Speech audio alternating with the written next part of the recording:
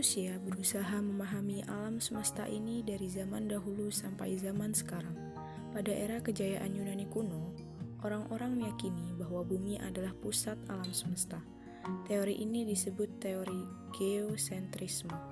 Berkat pemikiran manusia yang cerdas, pandangan itu berubah sejak zaman abad pertengahan yang dipelopori oleh Kopernikus, dan teori ini diberi nama heliocentrisme.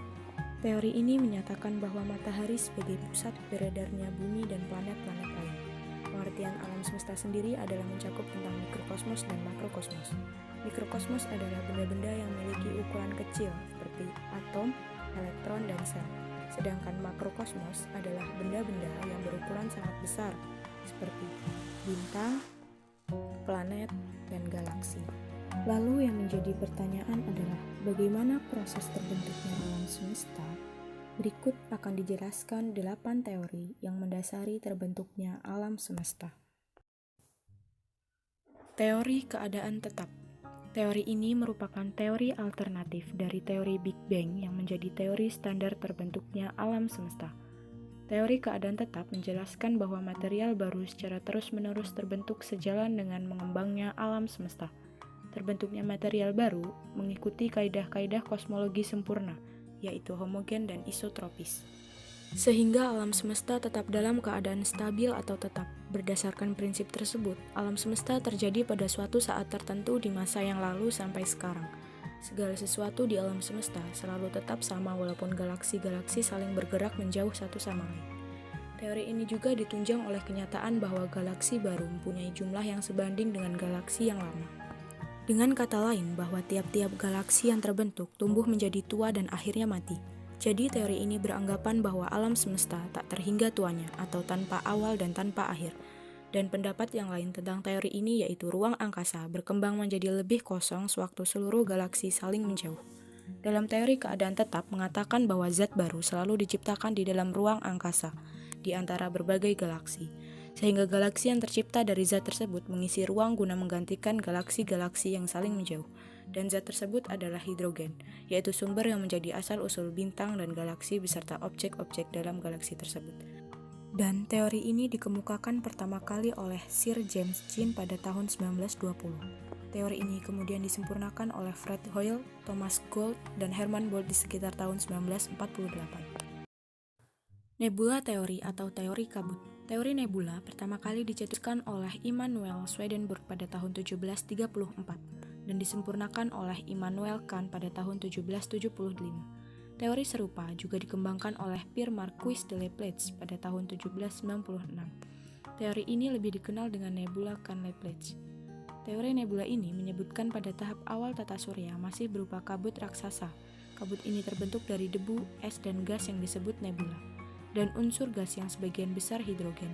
Gaya gravitasi yang dimilikinya menyebabkan kabut itu menyusut dan berputar dengan arah tertentu. Suhu kabut memanas dan akhirnya menjadi bintang raksasa atau matahari. Dan matahari raksasa terus-menerus menyusut dan berputar semakin cepat. Kemudian cincin-cincin gas dan es terlempar ke sekeliling matahari. Akibat gaya gravitasi gas-gas tersebut memadat seiring dengan penurunan suhunya dan membentuk planet dan satelitnya. Teori planetesimal. Teori ini dikemukakan oleh dua orang sarjana Amerika, yakni Chamberlain dan Moulton pada tahun 1905. Teori ini mengemukakan bahwa tata surya pada mulanya terbentuk dari kabut gas yang mengelilingi inti gas yang panas. Kabut gas tersebut terus berputar mengelilingi inti gas hingga terpilin. Kabut pilin tersebut terdiri atas buritan matahari padat yang disebut planetesimal. Lama-kelamaan kabut gas yang terpilin berubah menjadi bahan-bahan padat yang kemudian menjadi planet, sedangkan inti gas panas menjadi matahari. Twin Star Theory atau teori bintang kembar. Teori ini dicetuskan oleh seorang ahli astronomi asal Inggris yang bernama Raymond Arthur Littleton pada tahun 1956. Teori ini menyatakan bahwa tata surya awalnya berasal dari dua bintang kembar raksasa dan kemudian salah satu dari bintang kembar tersebut meledak atau hancur berkeping-keping. dan dari hasil ledakan salah satu bintang tersebut menghasilkan serpihan-serpihan ataupun butiran-butiran debu, dan akhirnya berevolusi menjadi objek langit seperti planet dan juga satelit atau bulan. Sedangkan bintang yang tidak meledak itulah matahari. Dan dikarenakan bintang yang tidak meledak tersebut mempunyai gravitasi yang begitu kuat, maka objek-objek langit hasil dari serpihan bintang kembar yang meledak tetap mengelilingi bintang yang tidak meledak atau yang kita sebut matahari. Littleton mencetuskan alasan terciptanya teori ini karena dia mengacu kepada penelitian hasil sebelumnya terhadap tata surya, bahwa ada tata surya lain yang ternyata memiliki bintang kembar, dan karena hasil penelitiannya inilah dia beranggapan bahwa alam semesta kita pun terbentuk dari hasil ledakan salah satu bintang kembar dan matahari. Dan kita ketahui bahwa tata surya kita terbagi menjadi beberapa bagian, yaitu matahari sebagai pusat tata surya, 4 planet bagian dalam yang disebut sabuk asteroid, dan 4 planet bagian luar yang disebut sabuk Kuiper. Big Bang Theory atau teori ledakan maha dahsyat. Teori asal mula alam semesta ini mengatakan bahwa alam semesta tercipta dari suatu ketiadaan karena hasil dari suatu massa yang maha padat, maha kecil dan maha panas, dan kemudian meledak dan lalu muncullah alam semesta dengan bentuk awalnya. Berdasarkan pengukuran terbaik yang dilakukan pada tahun 2009, keadaan awal alam semesta bermula sekitar 13,7 miliar tahun yang lalu. Teori ini memberikan penjelasan yang paling komprehensif dan akurat dibandingkan teori yang lainnya, karena teori ini didukung oleh metode ilmiah beserta pengamatannya. Dan yang mencetuskan istilah Big Bang untuk teori ini adalah Fred Hoyle pada sebuah siaran radio pada tahun 1949, yaitu seorang astronom yang juga mencetuskan teori steady state atau teori keadaan tetap. Memang teori ini masih banyak digunakan sampai dengan sekarang, tapi tidak sedikit pula yang menentang teori Big Bang ini. Salah satunya ahli fisika teoritis dari University Lethbridge di Alberta, Kanada, yaitu Surya Das. Dia mengatakan alam semesta mungkin tidak pernah memiliki permulaan atau awal. Teori pasang surut. Teori pasang surut pertama kali dikemukakan oleh Buffon pada tahun 1707 sampai 1788.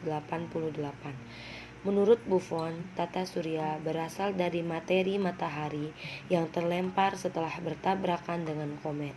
Teori ini kemudian diperbaiki oleh James Jeans dan Harold Jeffrey pada tahun 1919.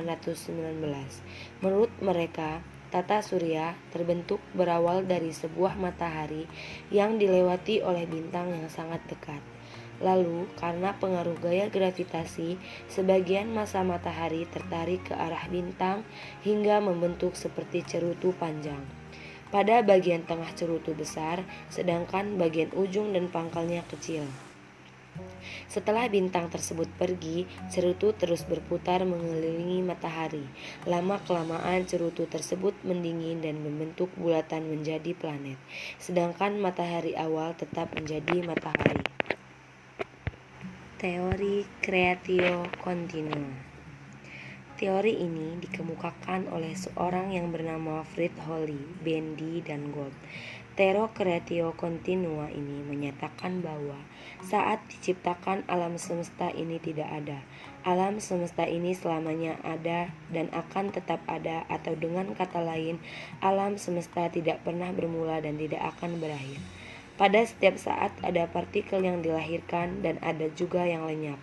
Partikel-partikel ini kemudian mengembun menjadi kabut spiral dengan bintang-bintang dan jasad alam semesta. Partikel yang dilahirkan lebih besar dari yang lenyap, sehingga mengakibatkan jumlah materi makin bertambah dan juga mengakibatkan pemuaian alam semesta. Pengembangan ini akan mencapai titik baas kritis pada 10 miliar tahun lagi. Dalam waktu 10 miliar tahun akan dihasilkan kabut-kabut baru. Menurut teori ini, 90% materi alam semesta adalah hidrogen dan hidrogenin, kemudian akan terbentuk helium dan zat lainnya. Teori ekspansi dan kontraksi. Teori ini berpendapat bahwa ada suatu siklus di jagat raya. Satu siklus mengalami satu masa ekspansi dan satu masa kontraksi. Satu siklus diperkirakan berlangsung selama 30 miliar tahun. Dalam masa ekspansi terbentuklah galaksi-galaksi serta bintang-bintang di dalamnya. Ekspansi ini diakibatkan oleh adanya reaksi inti hidrogen yang pada akhirnya membentuk unsur-unsur lain yang kompleks.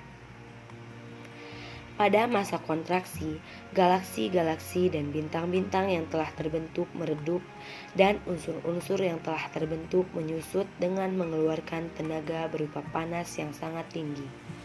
Disebut juga oscillating theory atau teori mengembang dan memampar. Selain 8 teori yang berkaitan dengan pembentukan alam semesta, di dalam Al-Quran juga dijelaskan mengenai pembentukan alam semesta yang berada dalam Quran Surat Al-A'raf ayat 54 yang berbunyi, Inna rabbakumullahu alladhi khalaqas samawati wal arda fi 6 ayyamin thumma istawa 'alal 'arsy يغشي الليل النهار يطلبه حثيثا والشمس والقمر والنجوم مسخرات بأمره ألا له الخلق والأمر تبارك الله رب العالمين. arti ayat tersebut adalah sesungguhnya Tuhan kalian ialah Allah yang telah menciptakan langit dan bumi dalam 6 masa. Lalu dia bersemayam, yaitu berkuasa di atas arasy. Dia menutupkan malam kepada siang yang mengikutinya dengan cepat, dan diciptakannya pula matahari, bulan, bintang-bintang yang masing-masing tunduk kepada perintahnya. Ingatlah, yang menciptakan dan memerintah hanyalah hak Allah. Maha suci Allah, Tuhan semesta alam. Allah Subhanahu wa Ta'ala berfirman bahwa Dialah yang menciptakan seluruh alam semesta ini, termasuk langit dan bumi, serta apa yang ada di antara keduanya dalam 6 hari. Hal seperti ini disebutkan dalam Al-Quran bukan hanya satu ayat. Yang dimaksud 6 hari ialah Ahad, Senin, Selasa, Rabu, Kamis, dan Jumat. Pada hari Jumat, semua makhluk kelak dihimpunkan dan pada hari Jumat pula, Allah menciptakan Adam alaihi salam. Adapun mengenai hari Sabtu, tidak terjadi padanya sesuatu apapun, mengingat hari Sabtu adalah hari yang ketujuh. Karena itulah hari ini dinamakan hari Sabtu yang artinya putus.